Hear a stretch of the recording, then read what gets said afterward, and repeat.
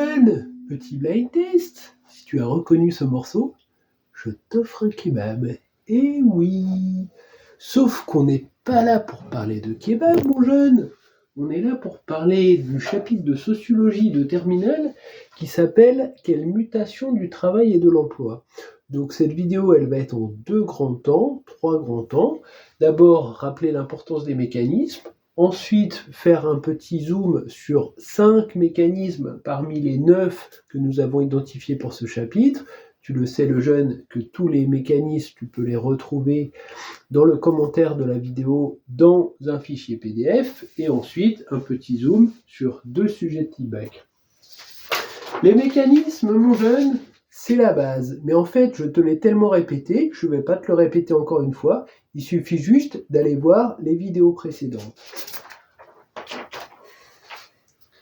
Donc, on attaque avec un zoom sur les 5 mécanismes parmi les 9 qui méritent de l'attention et que tu les connaisses et que tu les maîtrises bien.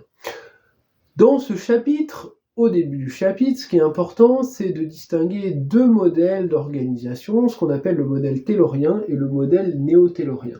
Alors, on peut présenter le modèle taylorien, qu'on présente parfois sous la forme du taylorofordisme, puisque Ford a repris le modèle taylorien et a rajouté quelques éléments, notamment le convoyeur, notamment le salaire augmenté pour les ouvriers, etc. Mais pour l'instant, on s'intéresse aux fondamentaux du modèle taylorien. Il y en a 2 ou 3, ça dépend comment on présente. Donc ces 3 fondamentaux, c'est la division horizontale du travail, la division verticale du travail et la relation hiérarchique stricte. Que se passe-t-il si on met en place une division horizontale et verticale du travail ? Il va y avoir une répartition des tâches qui va être extrêmement cadrée. Ça s'accompagne également de l'introduction du chronomètre et l'augmentation des niveaux de contrôle hiérarchique, donc avec cette fameuse relation hiérarchique stricte. Qu'est-ce que ça amène pour les ouvriers, ce qu'on appelle désormais les ouvriers spécialisés ? Le mot ne rend pas bien compte de ce qu'ils font puisqu'ils ne font qu'une seule tâche. Ils sont spécialisés sur une seule tâche, ils répètent en permanence une seule tâche. Par exemple, visser un boulon. Zzz, zzz, zzz. Voilà, ça c'est l'ouvrier spécialisé. Eh bien, la particularité, c'est que ça génère, d'après les mots d'un sociologue qui est arrivé bien après Taylor, qui s'appelle George Friedman, ça génère du travail en miettes et une parcellisation des tâches, c'est-à-dire les tâches sont tellement divisées, tellement réduites à des micro-tâches qu'elles n'ont plus aucun sens. Et donc ça amène aussi ce qu'on appelle une baisse de la qualification des emplois d'exécution, avec le déclin de ce qu'on appelait des ouvriers de métier qui maîtrisent une tâche du début à la fin, et l'essor de ce qu'on appelle les ouvriers spécialisés, des ouvriers très peu qualifiés.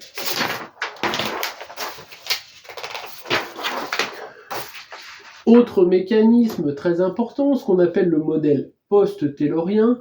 Donc c'est un modèle qui est arrivé bien plus tard, dans les années 60, 70, 80, et donc avec une nouvelle forme d'organisation du travail, des nouvelles formes d'organisation du travail, marquées par quoi ? Par de la flexibilité, de la recomposition des tâches, ce qu'on appelle parfois du management participatif.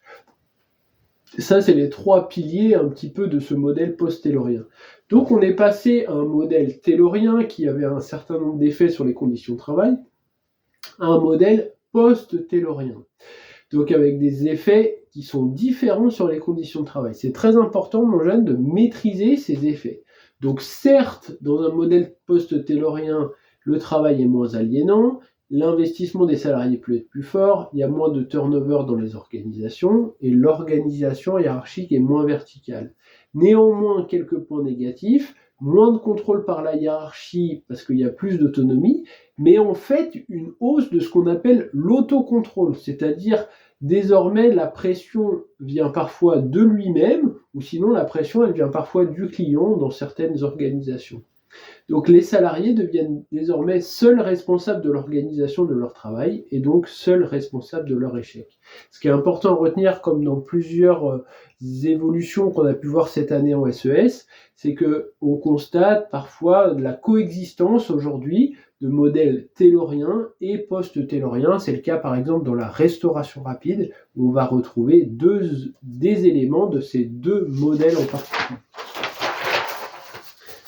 On a ensuite toute une partie du travail de ce chapitre qui vise à montrer les effets des nouvelles technologies de l'information et de la communication, dit autrement les effets du numérique, sur le travail. Moi, je l'ai décomposé en 3 mécanismes. Donc, les effets des NTIC sur les frontières entre la vie professionnelle et la vie privée, donc avec un effacement des frontières entre vie professionnelle et vie privée. Un autre mécanisme sur les effets des NTIC et l'effacement des frontières entre salariés et indépendants, et un autre mécanisme sur les effets du numérique sur la polarisation. Donc, que se passe-t-il avec l'essor du numérique? On va voir apparaître ce qu'on appelle des nouvelles formes de travail, et donc, par exemple, ce qu'on appelle le micro-entrepreneuriat, avec l'essor d'Internet, des téléphones et des applications, des applications de transport de personnes, par exemple, ou de livraison de repas, donc avec les véhicules de transport avec chauffeur, par exemple, ou les livreurs de repas dans les villes. Donc ça, c'est un élément qu'on va voir apparaître. On voit apparaître d'autres modes de travail, ce qu'on appelle des travailleurs du clic, travailleurs qui travaillent pour des moteurs de recherche, par exemple, qui ont des micro-tâches à effectuer, par exemple, pour aider l'intelligence artificielle à progresser, à prendre en compte certains éléments. Donc ça nous amène des formes qui sont extrêmement précaires d'emploi, que ce soit en termes de rémunération, en termes de statut, en termes de contrat, etc. Et parallèlement à tout ça, la particularité, c'est que le numérique génère aussi, petit souvenir du chapitre 1 sur la croissance, du développement des emplois qualifiés et très qualifiés. Par exemple, le jeune, les ingénieurs en informatique et de façon générale, c'est un type d'emploi qui connaît un très grand essor. Donc d'un côté, on a des emplois très qualifiés qui augmentent, et de l'autre, des emplois qu'on va dire très peu qualifiés qui augmentent, c'est-à-dire que les inégalités vont s'accroître, et donc c'est ce phénomène de polarisation de l'emploi, c'est-à-dire de renforcement des extrêmes qu'on va bien observer.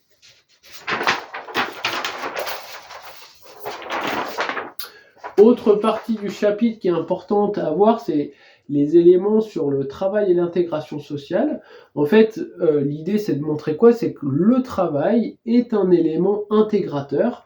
Donc, en fait, il y a ce qu'on appelle en France le travail typique avec un contrat typique, c'est-à-dire un contrat protecteur type CDI, contrat à durée indéterminée. Ça signifie que vous êtes en contrat jusqu'au moment où le salarié décide de partir, ou encore que l'entreprise doit fermer, mais sinon on peut être en contrat à durée illimitée. On pourrait théoriquement, en CDI, passer 42 années de sa vie professionnelle dans la même entreprise si on commence sa vie en CDI. Donc ces éléments, le CDI amène ce qu'on appelle des liens de solidarité organique. En fait, petit souvenir là du chapitre de première sur les liens sociaux, le travail génère des liens sociaux de type dit de participation organique, c'est-à-dire le fait de travailler génère un certain nombre de liens sociaux. Liens sociaux avec les collègues, on s'intègre dans un collectif, parfois liens sociaux générés par l'appartenance à un syndicat par exemple, et donc ça permet à l'individu de s'intégrer à un collectif. On peut dire que dans une certaine mesure, ça augmente sa conscience de classe, et donc il y a une reconnaissance, et donc l'augmentation de l'estime de soi, et la protection que confère cet emploi. Donc ça, c'est rappel pareil de première, un lien social, des liens sociaux génèrent 2 choses, la reconnaissance, on compte pour les autres, et la protection, on peut compter sur les autres. Et donc tout ça, ça génère de l'intégration sociale. Dernier mécanisme que je vais développer, le fait que néanmoins, on constate des mutations du marché du travail et que tout cela impacte l'intégration sociale.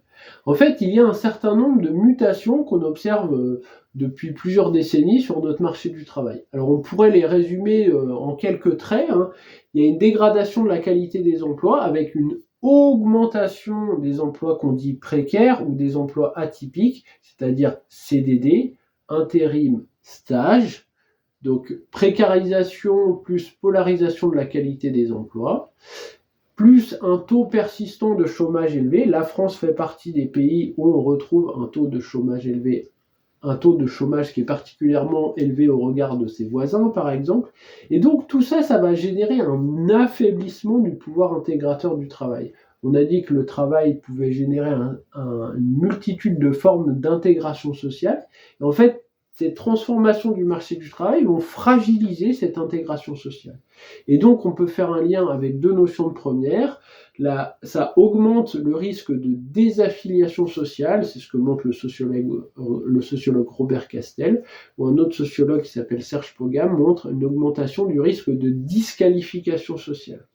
Donc la désaffiliation, c'est l'idée selon laquelle il y a plusieurs, par exemple, zones d'intégration, une zone d'intégration, une zone de vulnérabilité et une zone de désaffiliation. Et donc la fragilisation de l'emploi amène plus de personnes vers la zone de fragilité. Donc ça potentiellement peut fragiliser les liens sociaux dans une société. Voilà pour les mécanismes. Ce qu'on va voir maintenant, c'est qu'on va regarder deux sujets de type bac avec le regard et quelques conseils du prof. Donc un sujet de C1 assez classique sur ce chapitre, quelles sont les caractéristiques du modèle taylorien? Donc là, c'est vraiment un des sujets du début de chapitre, vraiment très classique. Qu'est-ce qu'on y voit? On y voit le modèle taylorien. Le modèle taylorien, on en a parlé tout à l'heure. Ce qu'il faut, c'est montrer tes connaissances, montrer de la notion, montrer du mécanisme, etc. Pas forcément, c'est pas indispensable quand c'est pas mentionné dans une EC1, c'est pas indispensable d'y mettre une illustration. Donc, quelles sont les caractéristiques du modèle taylorien? On en a parlé tout à l'heure, ce modèle taylorien. Le modèle taylorien, il a trois caractéristiques: division horizontale du travail, division verticale du travail, relation hiérarchique stricte. Je mets ça en avant. Ensuite, je présente mon mécanisme. Pas d'obligation de mettre une illustration. Ben voilà, ça fait 4 points sur 4, mon jeune.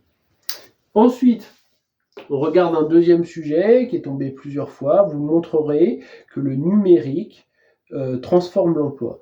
Donc là, sur ce sujet, qu'est-ce qu'il faut comprendre? On cherche déjà à définir, c'est-à-dire que numérique, qu'est-ce qu'on y met derrière?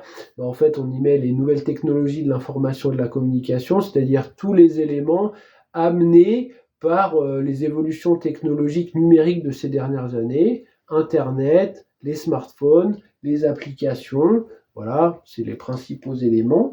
Et donc, ce que j'ai appelé les NTIC, et donc ça va transformer la nature de l'emploi, ça va transformer les emplois. Donc là, je suis au brouillon, je réfléchis à ça, je me dis, ah tiens, sur les numériques, il y avait 3 éléments qu'on avait vus. On avait vu que ça impactait les frontières entre vie professionnelle et vie privée. On avait vu que ça impactait notamment tout le travail de plateforme. Ça floutait la différence entre salariés et indépendants. Et on vient de voir, parce que j'en ai parlé tout à l'heure, de la question de la polarisation. J'ai mes 3 éléments qui ressortent. J'ai même pas commencé à regarder les documents. Là, je suis juste avec mes connaissances.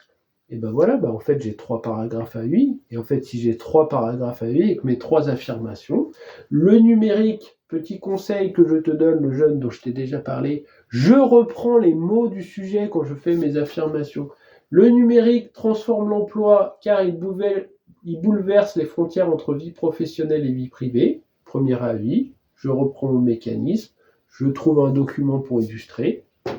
Deuxième affirmation, le numérique remet en cause les frontières entre le travail salarié et indépendant. Je développe mon mécanisme. S'il y a une illustration dans le dossier documentaire, très bien. Troisième mécanisme, le numérique génère des formes de polarisation de l'emploi. Je vais chercher une illustration dans le dossier documentaire. Voilà mon jeune, au boulot.